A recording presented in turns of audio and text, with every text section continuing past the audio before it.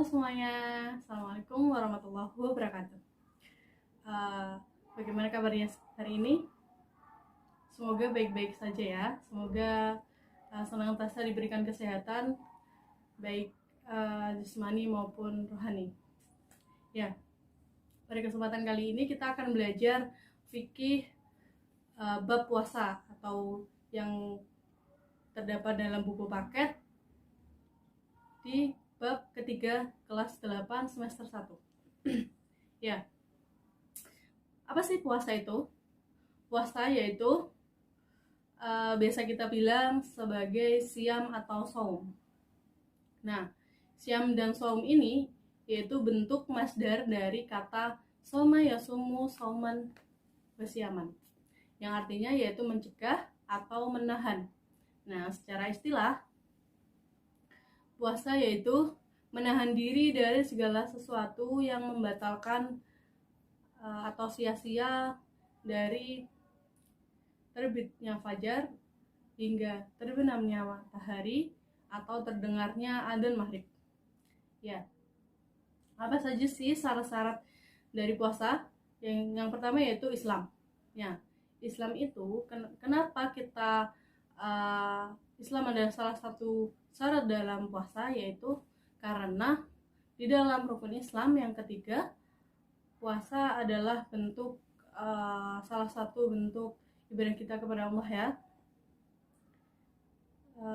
Kita sebagai muslim seharusnya bisa mengamalkan apa yang ada dalam rukun Islam tersebut.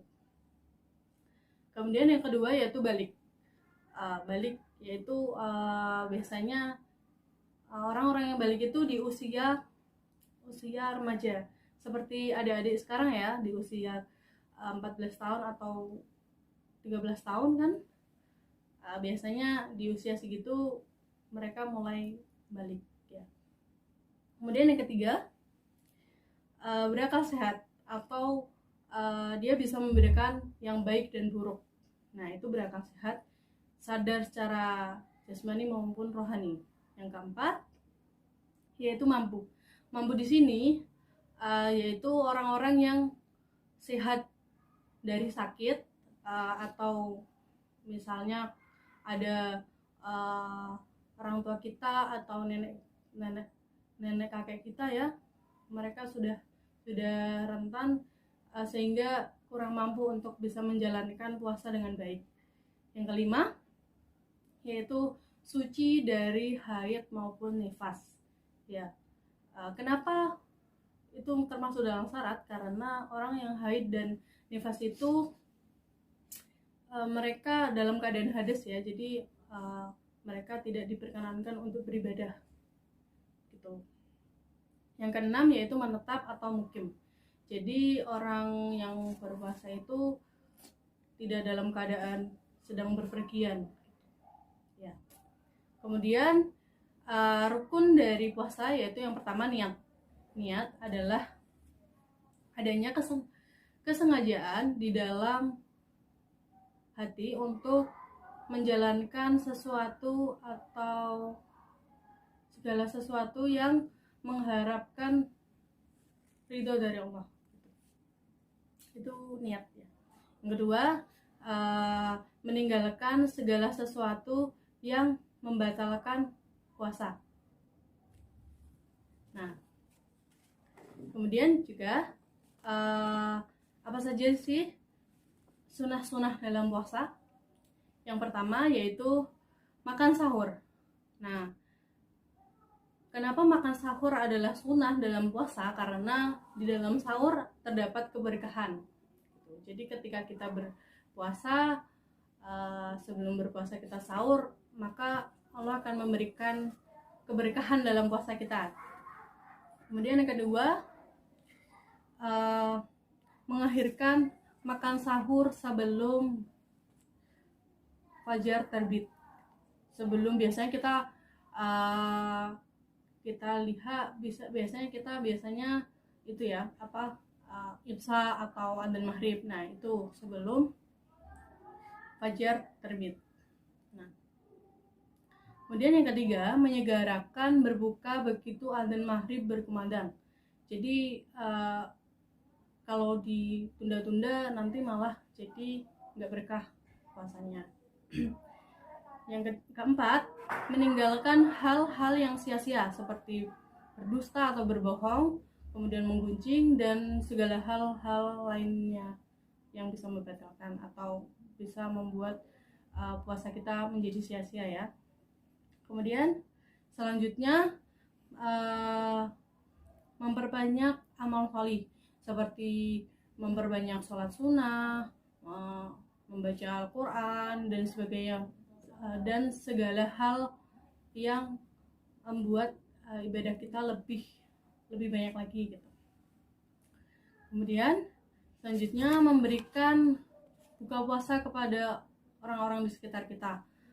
Nggak apa-apa kalau cuma seteguk air doang atau cuma 1 biji kurma doang, itu sudah menjadi pahala tambahan buat kita ya, karena memberikan buka puasa untuk orang-orang sekitar kita. Dan yang terakhir yaitu iktikaf. Nah, iktikaf ini biasanya dilakukan di 10 hari terakhir bulan puasa. Nah, apa itu iktikaf? Iktikaf adalah berdiam diri di masjid untuk beribadah, memperbanyak amal sholih kepada Allah gitu. Nah, kemudian selanjutnya hal-hal yang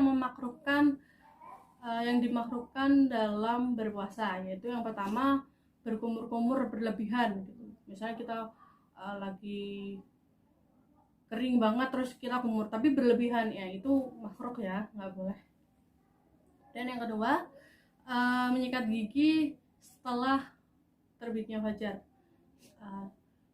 Hal ini sebenarnya itu ya masih diperbincangkan ya, belum pasti dimakruhkan apa enggak. Kemudian yang selanjutnya mencicipi makanan walaupun tidak ditelan. Nah, ini juga masih diperbincangkan gitu, jadi belum pasti gitu. Dan selanjutnya memperbanyak tidur saat puasa. Tidur itu kan berarti kita tidak menghargai diri untuk berpuasa ya, karena kita tidak beramal soleh sebanyak-banyaknya, kita hanya menyia-nyiakan waktu dengan tidur seharian, itu nggak boleh ya. Kemudian hal-hal yang membatalkan puasa. Nah, hal-hal yang membatalkan puasa itu apa aja sih? Yang pertama yaitu makan dan minum. Nah, ini sudah jelas ya, karena puasa itu kan menahan diri untuk tidak membatalkan atau tidak makan minum atau tidak melakukan hal-hal yang sia-sia. Nah, yang kedua murtad ya, atau keluar dari agama Islam, itu namanya murtad. Ketiga, muntah dengan sengaja, itu juga nggak boleh ya. Jadi nanti karena haus atau lapar terus disengaja muntah sembarangan gitu, nggak boleh ya. Dan hilang akal di sini yaitu mabuk gitu.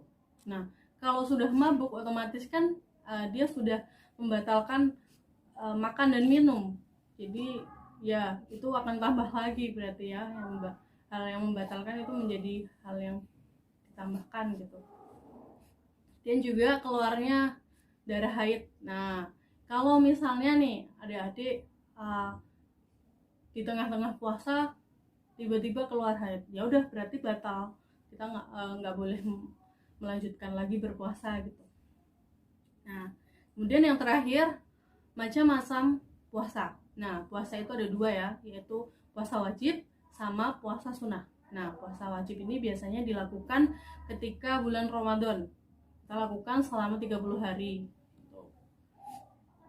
Nah, yang kedua yaitu puasa sunnah. Nah, puasa sunnah ini bisa dilakukan kapan-kapan di luar bulan Ramadan.